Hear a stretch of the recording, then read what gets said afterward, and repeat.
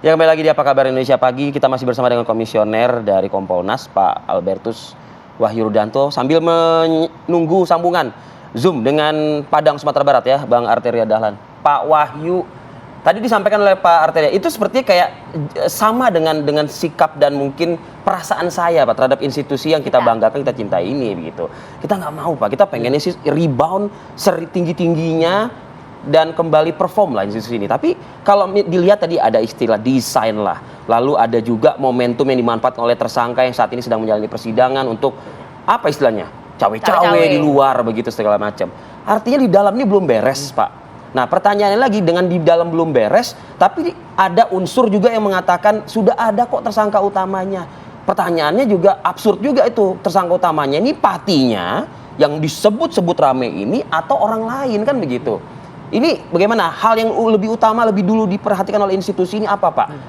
Menonaktifkankah atau ya memperkarakankah begitu loh Ibarat?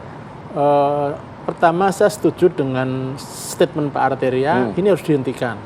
Dihentikan dalam arti begini, jangan ada kesan Polri ini sekarang tiap hari dibully di publik. Nah, tentu untuk menghentikan itu harus ada kejelasan. Ya. Siapa yang punya kewenangan? Ya internal.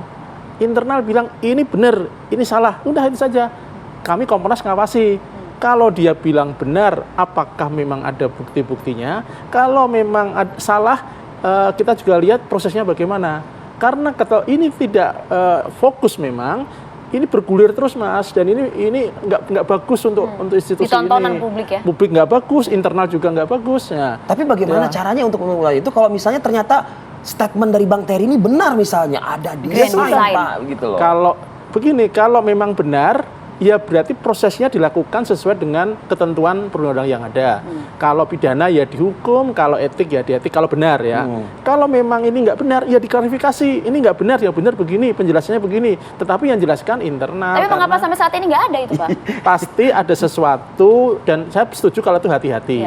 Ya, karena ini kan menyangkut pejabat di level elit, bintang. Kalau tidak hati-hati, satu tingkat di bawah Kapolri kan ibaratnya. Kalau tidak hati-hati kan ini bisa nanti berujung ke fitnah. Artinya jangan sampai penyelesaian ini walaupun transparan nanti mempunyai implikasi hukum yang buruk. Sehingga memang harus hati-hati. Saya setuju harus hati-hati. Tetapi ya jangan terlalu lama. Kalau terlalu lama, ini publik sekarang ini kan netizen ini suka komentar suka apa? Nggak sabaran Pak. Pak Wahyu itu merasakan juga nggak seperti yang Bang Terry rasakan? Artinya kalau kita mau runut ya Pak, beberapa kasus ya, Sambo udah selesai, terus lanjut lagi ke Teddy Minahasa selesai, Kanjuruhan selesai. Ini mau diselesaikan juga Pak, maksudnya gitu? Bukan begini, ini sekali lagi kita kan belum berani memastikan ini benar atau salah. Internal statement itu dulu. Klarifikasi dulu. Klarifikasi dulu.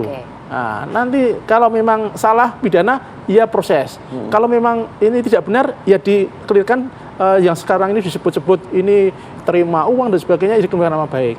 Agar organisasi ini masyarakat melihat firm dan memang solid seperti tadi Pak Arteria. Kalau ini solid, teman-teman yang di wilayah, di daerah dan para 460.000 Mas anggota Polri ini biar semangat lagi. Kan ini kan demotivasi. Kasus Sambo ini sekarang udah naik pelan-pelan. Yang tadinya dari 80 ke atas persepsi publik ini. Saya katakan seperti statement Pak Presiden, ini persepsi publik, bukan kinerja Polri secara indikator akademik, tapi persepsi publik. Artinya publik melihat polisi ini bagus atau bukan. Nah, sehingga menurut saya ya jangan berlarut-larut lah. Kalau ini berlarut-larut, kami Kompolnas kan hanya bisa mengawasi, mengklarifikasi, mendorong. Itu dia. Ya, Pak Mahfud MD tegas kepada kami. Kompolnas dampingi, awasi, lakukan sesuatu yang lebih baik, tetapi jangan membuat gaduh. Artinya Kompolnas sudah melakukan beberapa hal sebagaimana fungsinya tersebut terkait dengan suap tambang ini? Kami sudah melakukan komunikasi dengan pihak-pihak yang terkait. Tentu tidak semuanya bisa dibuka kepada publik karena kita juga harus melakukan terbatas fungsi Anda ya Pak di Kompolnas. Iya, kami sudah klarifikasi, tapi kami kan juga harus melakukan klarifikasi ulang ke pihak-pihak yang disebut itu. Jangan sampai pertama membuat gaduh kegaduhan baru, yang kedua jangan sampai berimplikasi hukum yang justru lebih buruk. Itu saya kira yang harus hati-hati. hati agar jangan sampai berlarut-larut juga. Iya. Ya, itu yang kami lakukan dan kami serius ini. Iya, ini serius. Bang Terry, apakah betul paling tidak langkah terkini harus dilakukan? Klarifikasi dulu paling tidak, berikan kejelasan kepada Muncul, publik. bicara. Itu dia, benar atau tidak?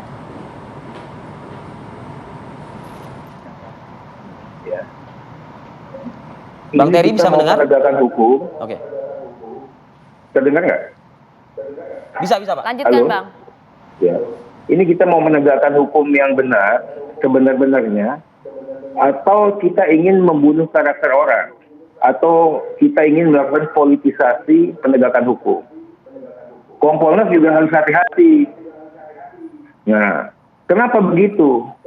Yang selama ini terlihat dari yang namanya perang bintang, walaupun saya tidak sepakat perang bintang karena saya yakin Polri-nya solid, ya.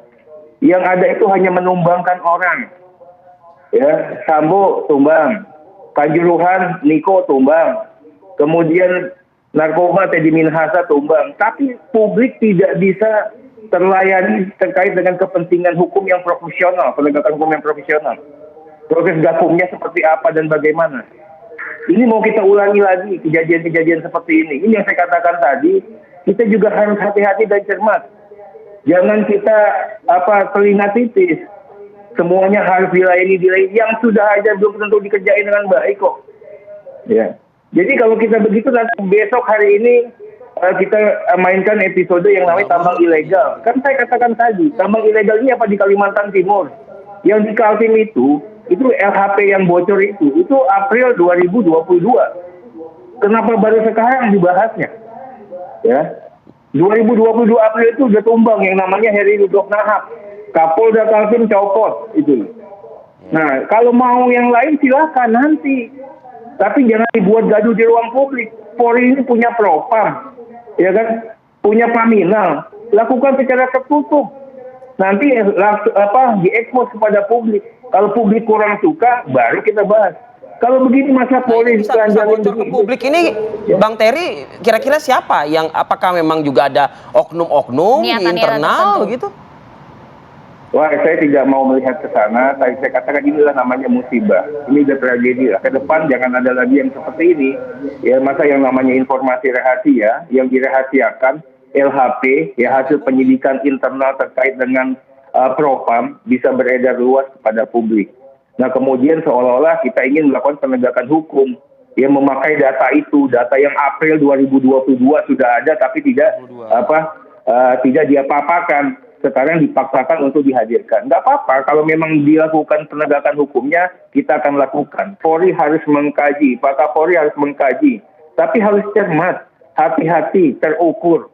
Yang sekarang ini jalan aja belum beres semua. Dibuka lagi ruang untuk tambang ilegal yang namanya Agus. Kemudian akan ada lagi tambang ilegal yang di Sultra nanti namanya si B.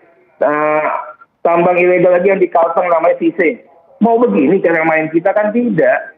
Ya, makanya yang profesionalisme Polri ini hadirkan saat ini.